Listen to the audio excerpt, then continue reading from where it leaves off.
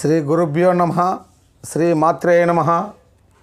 మా గురువుగారు ఆశీస్సులు ఎల్లవేళలా నా మీద ఉండాలని మనస్ఫూర్తిగా కోరుకుంటూ, ప్రతి ఒక్క మానవుడు జీవితంలో పుట్టినటువంటి స్టార్టింగ్ నుంచి ప్రాణము పోయేంత వరకు కాశీని దర్శించాలని పెద్దలు చెప్పి ఉన్నారు.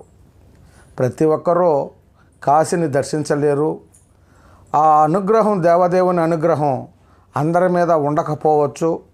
కావున కాశీకి పోలేని వారు కానీ, పోయిన వారు కానీ ఈ చిన్న మంత్రాన్ని రోజు మనసులో తలుచుకుంటూ ఉండండి.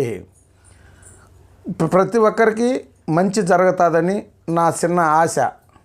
ఓం హరహర మహాదేవ శంభో కాశీ విశ్వనాథ గంగా. హరహర మహాదేవ శంభో కాశీ విశ్వనాథ గంగా. హరహర మహాదేవ శంభో కాశీ విశ్వనాథ గంగా.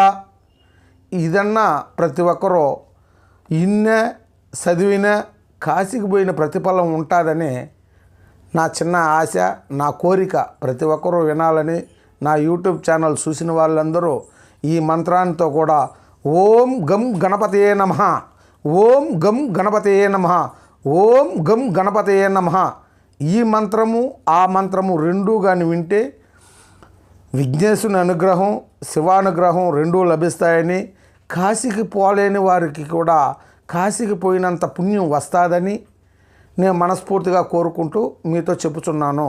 మీతో నా అనుభూతిని పంచుకుంటున్నాను. కాబట్టి ప్రతి ఒక్కరూ దీన్ని అనుసరించి, అనుగ్రహించి, ఆచరణలో పెట్టి ప్రతి ఒక్క మానవాళి సుఖ సంతోషాలతో ఉండాలని మనస్ఫూర్తిగా కోరుకుంటూ, కాశీ విశ్వేశ్వరుని అనుగ్రహం మీ మీద ఎల్లవేళలా ఉండాలని కోరుకుంటున్నాను.